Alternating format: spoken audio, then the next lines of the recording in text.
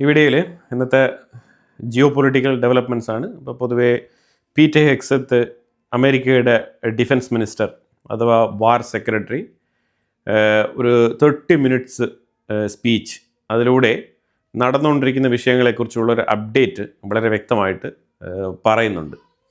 അപ്പോൾ അതിൽ മെയിനായിട്ട് അമേരിക്ക ഉദ്ദേശിക്കുന്നത് സ്ട്രേറ്റ് ഓഫ് ഹോർമൂസിൽ നിരവധി കപ്പലുകൾ അവിടെ കുടുങ്ങിക്കിടക്കുന്നുണ്ട്. അതും യുദ്ധം നടന്നുകൊണ്ടിരുന്ന ഒരു 40 ദിവസവും ശരിക്കും ഈ എണ്ണ ടാങ്കറുകളുമായിട്ട് ബന്ധപ്പെട്ട കപ്പലുകളാണ് ഒരു 5-6 എണ്ണം അല്ലെങ്കിൽ ഒരു 8-10 എണ്ണം അതിലെ കടന്നുപോയത്. പക്ഷേ ബാക്കിയുള്ള നിരവധി കപ്പലുകൾ ഇപ്പോഴും സ്ട്രേറ്റ് ഓഫ് ഹോർമൂസിൻ്റെ ഉള്ളിൽ പേർഷ്യ ഗൾഫ് റീജിയനിൽ കുടുങ്ങിക്കിടക്കുകയാണ്. അപ്പോൾ അവിടെ നിരവധി കപ്പലുകളിലുള്ള ക്രൂ മെമ്പേഴ്സിനൊക്കെ ഫുഡ് ഐറ്റംസ് ഒക്കെ ഇപ്പം ഫിനിഷ് ആയിട്ടുള്ള അവസ്ഥയിലാണ്. അപ്പോൾ അതുകൊണ്ട് തന്നെ അമേരിക്ക ഒരു വാലിഡ് ആയിട്ടുള്ള ഒരു പോയിന്റാണ് ഇവിടെ എടുത്തു വെക്കുന്നത്. അപ്പോൾ അവർ പറയുന്നത് ആ ക്രൂ മെമ്പേഴ്സിനൊക്കെ ഫുഡ് ഷോർട്ടേജ് ഉണ്ട്, അപ്പോൾ ഫുഡ് ഐറ്റംസ് എത്തിക്കേണ്ടതുണ്ട്. അപ്പോൾ അതുപോലെ ഞങ്ങളിപ്പോൾ തുടങ്ങിയിരിക്കുന്ന ഓപ്പറേഷൻ എന്ന് പറഞ്ഞാൽ എപ്പിക് ഫ്യൂറി കണ്ടിന്യൂ ചെയ്യുക എന്നുള്ളതല്ല, അതിന് പകരം ഞങ്ങൾ എപ്പിക് ഫ്യൂറി എന്ന് പറയുന്നത് ഇറാനിന് മേളിൽ നടത്തിക്കൊണ്ടിരുന്ന മിലിറ്ററി ഓപ്പറേഷൻ, അതല്ല ഇപ്പം നമ്മൾ നിലവിൽ ഫോക്കസ് ചെയ്യുന്നത്. അപ്പം പീറ്റർ ഹെഗ്സെത്ത് പറഞ്ഞു വെക്കുന്നത് ഓപ്പറേഷൻ ഫ്രീഡം പ്രോജക്റ്റ്, അതാണ് ഇപ്പോൾ അവർ നടപ്പിലാക്കാൻ ശ്രമിക്കുന്നത്. ഇതിലൂടെ അമേരിക്കൻ സ്ട്രൈക്കർ ഷിപ്പുകൾ കൃത്യമായിട്ട് പ്രൊട്ടക്ഷൻ കൊടുത്തുകൊണ്ട് സ്ട്രേറ്റ് ഓഫ് ഹോർമൂസിൻ്റെ ഉള്ളിൽ കുടുങ്ങിക്കിടക്കുന്ന കപ്പലുകളെ മാക്സിമം റിലീസ് ചെയ്ത് വിടുക, സ്ട്രേറ്റ് ഓഫ് ഹോർമൂസിൽ നിന്നും രക്ഷപ്പെടുത്തി വിടുക, അത് നമ്പർ 1. അതിലുപരിയായിട്ട് മാക്സിമം ഈ ഓയിൽ ട്രാൻസ്ഷിപ്മെൻറ്റ് അത് കൃത്യമായിട്ട് സ്മൂത്തായിട്ട് നടക്കാൻ വേണ്ടിയിട്ടുള്ള ഒരു മാർഗം കൂടി ഒരുക്കുക എന്നുള്ളതാണ് ഇപ്പം അമേരിക്കയുടെ ചുമതലയായിട്ട് അവർ പറയുന്നത്. To what remains of Iran's forces, if you attack American troops or innocent commercial shipping, you will face overwhelming and devastating American firepower. The president has been very clear about this. American forces won't need to enter Iranian waters or airspace. It's not necessary. We're not looking for a fight. But Iran also cannot be allowed to block innocent countries and their goods from an international waterway. Iran is the clear aggressor, harassing civilian vessels, threatening mariners from every nation indiscriminately, and weaponizing a critical choke point for its own financial benefit, or at least trying to. അതായത് ഈ എണ്ണക്കപ്പലുകളെ straight of ഹോർമൂസിലൂടെ ആ ഒരു oil transportation middle east രാജ്യങ്ങളിൽ നിന്നും എണ്ണ കയറ്റുമതി സ്മൂത്തായിട്ട് നടക്കാൻ വേണ്ടിയിട്ട് ലോകത്തിനൊരു സഹായം അല്ലെങ്കിൽ ഒരു ഹെൽപ്പ് എന്നുള്ള തരത്തിൽ ഞങ്ങൾ ഈ വിഷയം മുന്നോട്ട് വെക്കുന്നു എന്നാണ് അവർ പറഞ്ഞു വെക്കുന്നത്. ഇതിൽ ഈ ക്രൂ മെമ്പേഴ്സിന് ആഹാരം കിട്ടാത്തൊരവസ്ഥ, അത് സത്യസന്ധമായിട്ടുള്ളൊരു കാര്യമാണ്. ട്രംപ് പറയുന്നത് വളരെ വ്യക്തമായിട്ടുള്ള റീസണബിൾ ആയിട്ടുള്ള ഒരു വാലിഡ് പോയിന്റ് ആണത്. ആയിട്ട് ഇറാൻ ഈ സീസ് ഫയർ അമേരിക്ക പ്രഖ്യാപിച്ചതിന് ശേഷം 10 തവണ സീസ് ഫയർ വയലേഷൻ നടത്തിയിട്ടുണ്ട്. പലതവണയായിട്ട് അവരുടെ ശ്രമങ്ങൾ പരാജയപ്പെടുന്നുണ്ട്. അമേരിക്കയുടെ ഒരു കപ്പലുകൾക്ക് നേരെ പോലും അവർക്ക് ആക്രമണം നടത്താൻ സാധിച്ചിട്ടില്ല. പക്ഷേ അവർ സിംബോളിക്കായിട്ട് പല സ്ഥലങ്ങളിലും അമേരിക്കയുടെ കപ്പലുകൾക്ക് തൊട്ടടുത്ത്, ഇപ്പം ഇന്നലെ കൂടി ഞാനൊരു വീഡിയോ കാണിച്ചിട്ടുണ്ടായിരുന്നു, കപ്പലിൻ്റെ തൊട്ട് അടുത്ത് വന്ന് മിസൈൽ പതിക്കുന്നു. ഇപ്പം വെള്ളം നല്ല അടി ഉയരത്തിൽ പൊന്തി കപ്പലിൻ്റെ മേളിലേക്ക് ഇങ്ങനെ വരുന്ന രംഗമൊക്കെ നമ്മൾ ഇന്നലെ കണ്ടതാണ്. ഫൂട്ടേജ് വേണമെങ്കിൽ ഞാൻ ഒന്നുകൂടെ ആഡ് ചെയ്തേക്കാം. അപ്പം ഇത്തരത്തിൽ അമേരിക്കൻ സ്ട്രൈക്കർ ഷിപ്പുകൾക്ക് അടുത്ത് വരെ ഇറാൻ മിസൈലുകൾ അയച്ചിട്ടും അമേരിക്ക പ്രകോപിതരാവുന്നില്ല. പക്ഷെ അതേസമയം ഒരു മെച്യൂർഡായിട്ടുള്ള ഒരു അവസ്ഥയിൽ ഹാൻഡിൽ ചെയ്യാനാണ് അമേരിക്ക ഇപ്പം ശ്രമിക്കുന്നത്. അപ്പോൾ ഇപ്പോൾ പീറ്റർ ഹെഗ്സെത്ത് പറയുന്നത് കമേഴ്ഷ്യൽ ഷിപ്പുകൾക്ക് നേരെയും അതേപോലെ ഇന്നസെൻ്റ് ഷിപ്പുകൾ, അതായത് യുദ്ധവുമായിട്ട് ബന്ധമില്ലാത്ത രീതിയിൽ പോകുന്ന സാധാരണ ഷിപ്പുകൾക്ക് നേരെയൊക്കെ IRGC ആക്രമണം നടത്തിയാൽ അമേരിക്കയുടെ റിറ്റാലിയേഷൻ വളരെ ശക്തമായിരിക്കും എന്നാണ് പറഞ്ഞിരിക്കുന്നത്. അപ്പോൾ ഈ സ്പീച്ച് എല്ലാം നടത്തി തീർത്തിട്ട് എല്ലാം കഴിഞ്ഞ പാടെ വീണ്ടും ഇറാൻ UAEക്ക് നേരെ ആക്രമണം. UAEയുടെ പോർട്ടിൽ, അത് ഫിജറായുടെ തൊട്ട് മുമ്പായിട്ട് ബാരക്ക് എന്ന് പറഞ്ഞ ഒരു കപ്പൽ, ഒരു എണ്ണ ടാങ്കർ, ആ ടാങ്കർക്ക് നേരെ ആക്രമണം നടത്താൻ വേണ്ടിയിട്ട് ശ്രമിച്ചിട്ടുണ്ട്. UAE പരമാവധി അതിനേക്ക് ഇൻ്റർസെപ്റ്റ് ചെയ്തതായിട്ടാണ് പറയുന്നത്. പക്ഷേ ഇവിടെ ഒരു കാര്യം മനസ്സിലാക്കേണ്ടത്, തുടരെയുള്ള ഇറാൻ്റെ UAE ടാർഗറ്റ് അത് വളരെ വ്യക്തമാണ്. ഇസ്രായേലുമായിട്ട് ഏറ്റവും കൂടുതൽ അടുപ്പം വെച്ചിരിക്കുന്ന ഒരു മിഡിൽ ഈസ്റ്റ് രാജ്യം എന്ന് പറഞ്ഞാൽ അത് UAE ആണ്. അപ്പോൾ അതായിരിക്കും ഇറാനെ ഏറ്റവും കൂടുതൽ ചൊടിപ്പിക്കുന്നത്, അതായിരിക്കും അവരുടെ അസ്വസ്ഥതയ്ക്ക് കാരണം ഇസ്രായേൽ എന്ന് പറഞ്ഞാൽ അമേരിക്കയേക്കാൾ ഇറാൻ്റെ IRGCയുടെ ഐഡിയോളജിക്കൽ ശത്രുവാണ് ഇസ്രായേൽ എന്ന് പറയുന്നത്. അപ്പോൾ ആ ഇസ്രായേലുമായിട്ട് ഒരു ഇസ്ലാമിക രാജ്യം മിഡിൽ ഈസ്റ്റിൽ ഇരുന്നുകൊണ്ട് ഇത്തരത്തിലുള്ള സുഹൃത്ത് ബന്ധങ്ങൾ സ്ഥാപിക്കുന്നത് ഇറാന് ഒരു പക്ഷേ ദഹിച്ചെന്ന് വരില്ല. അതുകൊണ്ട് ആ ഒരു വൈരാഗ്യമൊക്കെ അവർ കാണിക്കുന്നുണ്ട്. അല്ലാതെ മറ്റൊരു രാജ്യങ്ങൾക്ക് നേരെയും അവർ ഇത്തരത്തിലുള്ള ആക്രമണങ്ങൾ ഇതുവരെ ഇറാൻ സീസ് ഫയർ നടന്നുകൊണ്ടിരിക്കുന്ന സാഹചര്യത്തിൽ കാണിച്ചിട്ടില്ല. UAE ശത്രുത IRGC വളരെ വ്യക്തമായിട്ട് തന്നെ തുറന്നു കാണിക്കുന്നുണ്ട്. പീറ്റർ ഹെഗ്സത്ത് ഒരു സൈഡിൽ ഇങ്ങനെയൊക്കെ പറഞ്ഞ് മടങ്ങിയെങ്കിലും അടുത്ത ട്രംപ് പറയുന്നതാണ് കോമഡി. ട്രംപ് പറയുന്നത് ഞങ്ങൾ ഇറാൻ്റെ ഉള്ളിലേക്ക് ചെന്ന് അവരുടെ എൻറിച്ച്ഡ് യുറേനിയം സീസ് ചെയ്തെടുക്കാൻ പോവാണ്, അതാണ് ഞങ്ങളുടെ അടുത്ത ലക്ഷ്യം എന്നുള്ള രീതിയിലൊക്കെ പറഞ്ഞുകൊണ്ടിരിക്കുകയാണ്. ടോട്ടലി അമേരിക്കയുടെ യുദ്ധം നയിക്കുന്ന പീറ്റർ ഹെഗ്സത്ത്, സെൻകോം ഉൾപ്പെടെയുള്ള CIA ഇൻ്റലിജൻസുമായിട്ട് ബന്ധപ്പെട്ട വിവരങ്ങളൊക്കെ വേറെ രീതിയിലും ട്രംപിൻ്റെ പ്രസ്താവനകളെല്ലാം മറ്റൊരു രീതിയിലുമാണ്. ട്രംപ് പലപ്പോഴും പുള്ളിക്ക് അപ്പം ആ മൊമെന്റിൽ തോന്നുന്ന കാര്യങ്ങൾ അങ്ങ് പറയുക എന്നുള്ളതാണ് ട്രംപ് ഇപ്പോൾ ഒരു ശീലമായിട്ട് വെച്ചിരിക്കുന്നത്. ട്രംപ് ഇപ്പോൾ ഇങ്ങനെയാണ് പറഞ്ഞിരിക്കുന്നത്, ഇറാന്റെ ഉള്ളിൽ ചെന്ന് എൻറിച്ച്ഡ് യുറേനിയം എടുത്തുകൊണ്ട് വരിക എന്ന് പറഞ്ഞാൽ ഇതിന് മുമ്പ് തന്നെ നടപ്പാക്കാമായിരുന്നു. 40 ദിവസം യുദ്ധം നടന്നുകൊണ്ടിരുന്ന സമയത്ത് അന്ന് സാധിക്കാത്ത വിഷയം എങ്ങനെയാണ് ഇപ്പോൾ സാധിക്കാൻ പോകുന്നത്? അപ്പോൾ അത് ക്ലിയർ ആയിട്ട് നടത്തി കാണിച്ചിട്ട് വേണം ട്രംപ് ഈ സ്റ്റേറ്റ്മെന്റുകളൊക്കെ പറയാൻ. ഇപ്പോൾ നമ്മൾ പീറ്റർ ഹെഗ്സത്ത് പറഞ്ഞ വിഷയവുമായിട്ട് നമ്മൾ ലിങ്ക് ചെയ്ത് നോക്കിക്കഴിഞ്ഞാൽ അമേരിക്കയുടെ സ്ട്രൈക്കർ വാർഷിപ്പ്, അതായത് UAE ആക്രമിക്കാനുള്ള കാരണമായിട്ട് ഇറാൻ 2-3 വിഷയങ്ങളിലൂടെ ചൂണ്ടിക്കാണിക്കുന്നുണ്ട്. അതിൽ വളരെ ഇമ്പോർട്ടൻ്റ് ആയിട്ടുള്ള ഒരു വിഷയമായിട്ട് അവർ പറയുന്നത് ഈ മീറസ്ക് എന്ന് പറഞ്ഞ ഒരു കപ്പൽ UAE-യിൽ നിന്നും കൃത്യമായിട്ട് അമേരിക്കയുടെ സ്ട്രൈക്കർ വാർഷിപ്പുകൾ എസ്കോർട്ട് ചെയ്ത് അതിനെ സ്ട്രേറ്റ് ഓഫ് ഹോർമൂസ് പാസ് ചെയ്ത് വിട്ടിട്ടുണ്ട്. അത് വിട്ടതിനെ തുടർന്നാണ് ഇവർ കൃത്യമായിട്ട് UAE ഫോക്കസ് ചെയ്ത് തുടങ്ങിയത്. UAE-യുടെ പോർട്ടിൽ അമേരിക്കയുടെ സ്ട്രൈക്കർ വാർഷിപ്പുകൾ അവിടെ ഡോക്ക് ചെയ്തിട്ടുണ്ടായിരുന്നു. ആ സമയത്താണ് UAE-ക്ക് മേലിൽ ഇറാൻ ആക്രമണം നടത്തുന്നത്. ഇതാണ് അവർ കാരണമായിട്ട് ചൂണ്ടിക്കാണിക്കുന്നത്. വീണ്ടും വീണ്ടും സ്ട്രേറ്റ് ഓഫ് ഹോർമൂസിൻ്റെ ഉള്ളിൽ കുടുങ്ങിക്കിടക്കുന്ന കപ്പലുകളെ ഫ്രീ ആക്കി വിടാൻ വേണ്ടിയിട്ട് അമേരിക്കയുടെ ഈ പ്രോജക്റ്റ് ഉണ്ടല്ലോ, ഏത് ഫ്രീഡം പ്രോജക്റ്റ്, ഈ ഫ്രീഡം പ്രോജക്റ്റിലൂടെ വീണ്ടും വാർഷിപ്പുകൾ സ്ട്രേറ്റ് ഓഫ് ഹോർമൂസിൻ്റെ ഉള്ളിലേക്ക് പോകുന്നു, അടുത്ത കപ്പലുകളെ എസ്കോർട്ട് ചെയ്ത് കൊണ്ടുവരുന്നു. അപ്പോൾ ഈ മൂവ്മെൻറ്റിനെ തടയാൻ വേണ്ടിയിട്ടാണ് ഇറാൻ അവിടെ ഒരു അറ്റാക്ക് നടത്തി അതിനെ സ്റ്റോപ്പ് ചെയ്തത്. അതായത് ഇത് സ്ട്രേറ്റ് ഓഫ് ഹോർമൂസ്, ഈ ഏരിയ ഞങ്ങളുടെ കൺട്രോളിലാണ്, ഞങ്ങളുടെ അടുത്ത് പെർമിഷൻ വാങ്ങിക്കാതെ ഒരു കപ്പലും ഇതിലെ കടന്നു പോകരുത് എന്നുള്ളൊരു പോളിസി ഉണ്ടല്ലോ, ആ പോളിസിക്കെതിരാണ് അമേരിക്കയുടെ പ്രവർത്തനം.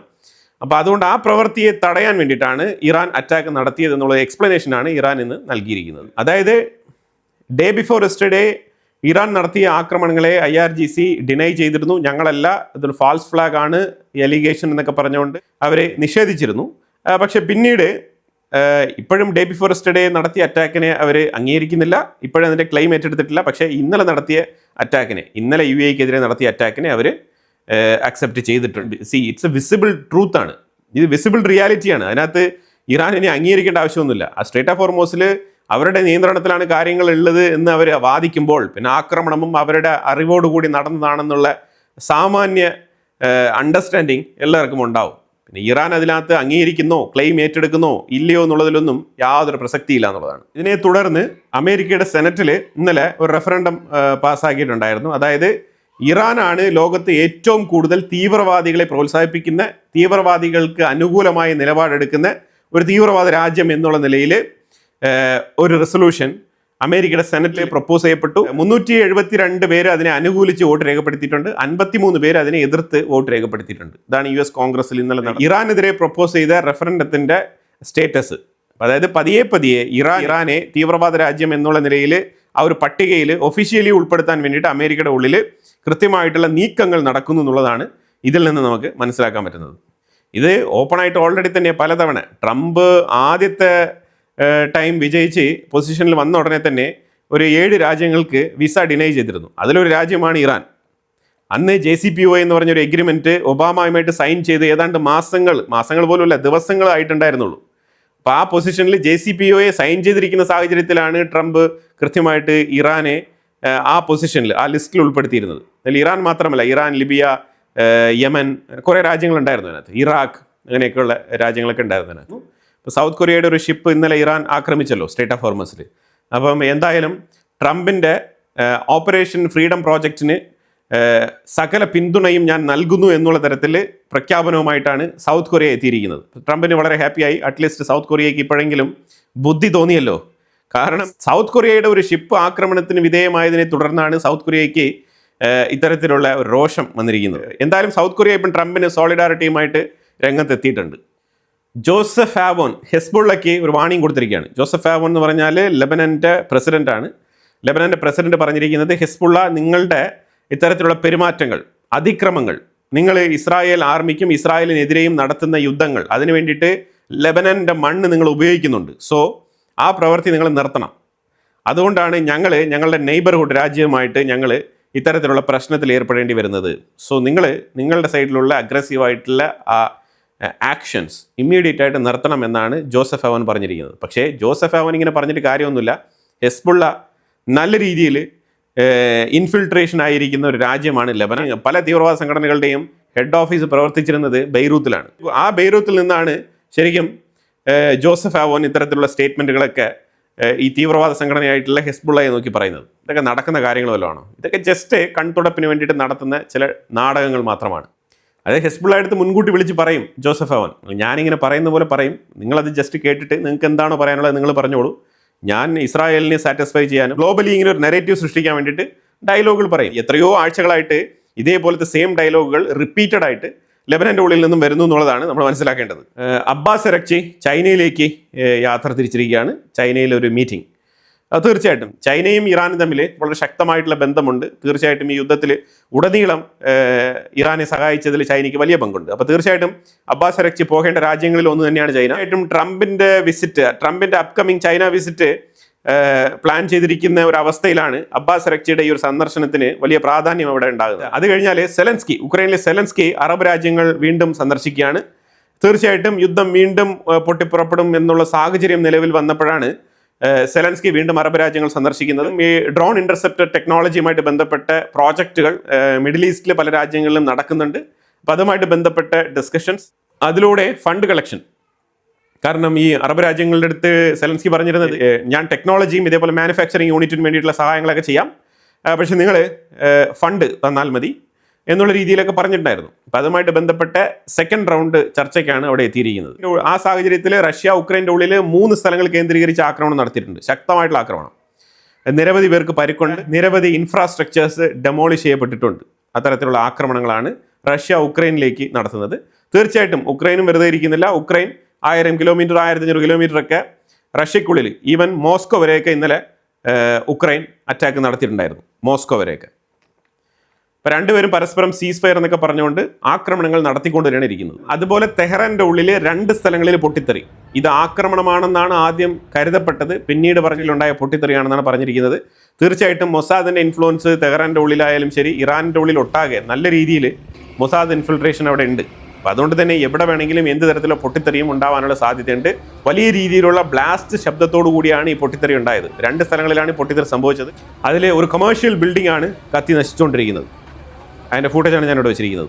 ഈ വീഡിയോയുടെ അവസാനത്തെ ഭാഗത്തേക്ക് നമ്മൾ എത്തിയിരിക്കുകയാണ്. അപ്പോൾ ഇതിൽ 2 വിഷയങ്ങൾ പറഞ്ഞിട്ട് ഈ വീഡിയോ ഞാൻ അവസാനിപ്പിക്കാം. ഒന്ന്, 2022 ബോയിങ് 737 എന്ന് പറഞ്ഞ ഈസ്റ്റേൺ എയർലൈനിന് സ്വന്തമായിട്ടുള്ള ഒരു എയർക്രാഫ്റ്റ് ബ്ലാസ്റ്റായി 132 പേര് കൊല്ലപ്പെട്ടു അന്നത്തെ അപകടത്തിൽ. അപ്പം ഇത് ശരിക്കും പറഞ്ഞാൽ ഇപ്പം അതിനെക്കുറിച്ചുള്ള സ്റ്റഡീസൊക്കെ നടത്തി എന്തായിരുന്നു പ്രശ്നം എന്നുള്ളത് കൃത്യമായിട്ട് കണ്ടെത്തി. അമേരിക്കയുടെ സൈഡിൽ നിന്നും US national safety transport board അവരുടെ അന്വേഷണത്തിൽ കണ്ടെത്തിയ കാര്യങ്ങൾ അവർ പുറത്ത് പറഞ്ഞിട്ടുണ്ട്. അപ്പോൾ അതിൽ വളരെ വ്യക്തമായിട്ട് പറഞ്ഞിരിക്കുന്നത്, ഈ എയർക്രാഫ്റ്റിൽ വളരെ നിർണായകമായിട്ടുള്ള ഒരു വ്യക്തി ട്രാവൽ ചെയ്തിട്ടുണ്ടായിരുന്നു. അപ്പോൾ ആ വ്യക്തിയെ അസാസിനേറ്റ് ചെയ്യാൻ വേണ്ടിയിട്ട് കൃത്യമായിട്ട് ഫ്യൂവൽ സ്വിച്ച് കട്ട് ഓഫ് ചെയ്തതാണ് എന്നുള്ള ഒരു കണ്ടെത്തലാണ് ഇപ്പോൾ അമേരിക്കയുടെ സൈഡിൽ നിന്ന് തന്നെ വരുന്നത്. അപ്പോൾ ഇതിനെതിരെ ചൈന ഇപ്പോൾ ആഞ്ഞടിക്കുന്നുണ്ട്. അമേരിക്കയ്ക്ക് അനുകൂലമായ വ്യക്തിയെ ചൈന ഇല്ലായ്മ ചെയ്യാൻ വേണ്ടിയിട്ട് ശ്രമിച്ചതാണോ, അല്ലെങ്കിൽ ചൈനയ്ക്ക് അനുകൂലമായ വ്യക്തിയെ അമേരിക്ക ഇല്ലായ്മ ചെയ്യാൻ വേണ്ടിയിട്ട് ശ്രമിച്ചതാണോ എന്ന് ഇതിനകത്ത് പറയുന്നില്ല. പക്ഷേ ഇങ്ങനൊരു സ്റ്റേറ്റ്മെൻറ്റ് റഫായിട്ട് പറഞ്ഞു വെക്കുന്നുണ്ട്.